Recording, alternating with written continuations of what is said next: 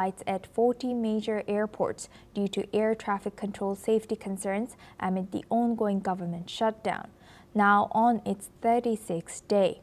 The cuts affecting major airports like those in New York, D.C., Chicago, and L.A. could reduce up to 1,800 flights and 268,000 seats.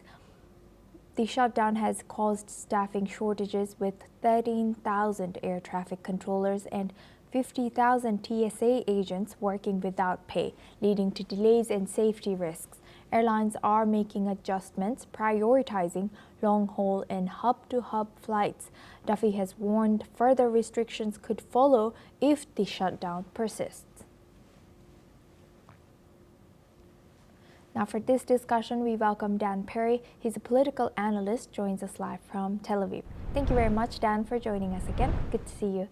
Dan, how does this ongoing U.S. government shutdown highlights the vulnerabilities in U.S. air traffic control and transport infrastructure? How should the federal government balance budgetary disputes while ensuring such public safety and working conditions for essential services? There's not that much they can do. Air traffic controllers are deemed essential services, and therefore they cannot officially strike, and they have to go on without pay.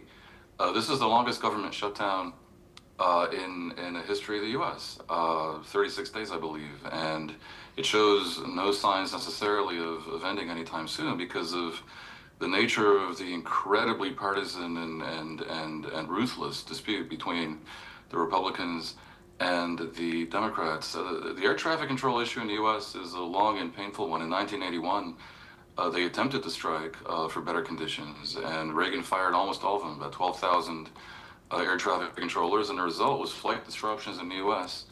for, well, 5 years at least, and possibly in some ways a decade, while they retrained a whole new generation and used retired ones and military ones. People old enough still remember that. This is just one avatar of a bigger problem in the U.S. with the fact that you can even have this shutdown. And this attaches to something very bizarre in America, which is that to pass significant legislation, and that is what the appropriations bill that is meant to essentially implement the budget passed a few months ago, the so-called Big Beautiful Bill, has to be passed by a supermajority in the Senate of 60 seats, and the Republicans only have 53. Now, I can think of no other country where no developed democracy, at least, where this happens. Generally, if you have a majority in the central main parliament, you can pass the budget. And if you don't pass the budget, then it runs at the run rate of the previous year. In America, funding stops, not for everything, but for a significant subsection of the government, and that includes the air traffic controllers, some of them, even though these are, as I said, deemed essential services. It is craziness that this can happen. It's very interesting that the Republicans are rejecting Trump's call to abolish the filibuster, which is a mechanism, this antiquated and quite remarkably exceptional mechanism that requires the supermajority. A simple majority can eliminate it. And the Republicans aren't doing this because they fear that would allow the Democrats to do whatever they might want next time the Democrats have a majority. The result is total government dysfunction, and I'm not sure there's a way to fix the problem with affected services without getting at the root of it, which is basically the filibuster. Now, the one last thing, the Republicans are blaming the Democrats for not providing them sufficient votes at 7 or 8 to pass their budget, or the implementation of their budget, the appropriations bill. And so Trump is running around saying it's a Democrats' fault. The Democratic far left, woke left, is causing all this to happen, which is causing food stamp benefits, for example, to be suspended. And in a sense, formally, that's true. If the Democrats had provided these additional votes, then there would be a supermajority for the budget. But that is a little bit ridiculous because the Democrats don't want to support this budget, which they consider to be a complete abomination. A case of stealing from the poor to pay for the rich. This under the big, beautiful bill, the average family earning almost $1 million would get tax breaks of almost $70,000. Meanwhile, billions in entitlements in healthcare and nutrition care for poor people, tax breaks for poor people are expiring.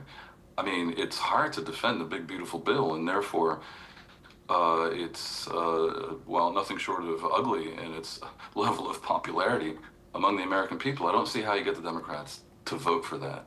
And so we're at an impasse, and who knows, maybe some compromise will be arrived at. Inevitably, something eventually will. But with Trump in place, he's clearly goading the Republicans to give no quarter. And the result is, as I say, the longest ever government shutdown, and now this disruption to air traffic in the U.S. Yes, Dan, building on your answer, what do you think this affect? How is this affecting the shutdown affecting the public confidence in the U.S. government's ability to manage critical infrastructure? And also, as you mentioned, this not in any developed democracy you've seen such things. So, do you think they need to change something fundamentally? Oh my God, yeah. I think the U.S. is full of exceptionalisms that are very, very bad, from the Electoral College to using the non-metric system. And as I say, Trump is right. For once, even a broken clock, twice a day is right. When he says abolish the filibuster, there's got to be a better way. The result is government dysfunction. And of course, to your question, it is devastating to the public's confidence in the government. A recent poll that came out just yesterday was shocking, showing that just over 30% trust the federal government. 52% consider Trump to be a dangerous dictator. And by the way, there's not that much more support for the Democratic Party either. There is grave American cynicism about their entire political class, and that is why you end up seeing populists from radical parts of the political wilderness end up in positions of power. Trump himself is that. 20 years ago, he already had somewhat hinted at political aspirations, and it was a joke that was referenced on The Simpsons. Now he's actually president as a reflection of the public sympathy to the idea that you just have to burn down the house, which is what he's doing, not only with the U.S. System and institutions, but the entire post-World War II liberal world order. He's taking a massive axe to it, if not a blowtorch. And this is done, enabled, his political victories are enabled by the fact that the public is indeed despondent. I don't think they've chosen wisely. He's burning down the wrong houses. But we saw it again in New York with Mamdani. Different problem with cost of living in an enormous world city, but it's of a piece. It's quite related to the general sense of despair about things as they have been and the status quo, and a feeling that something is desperate.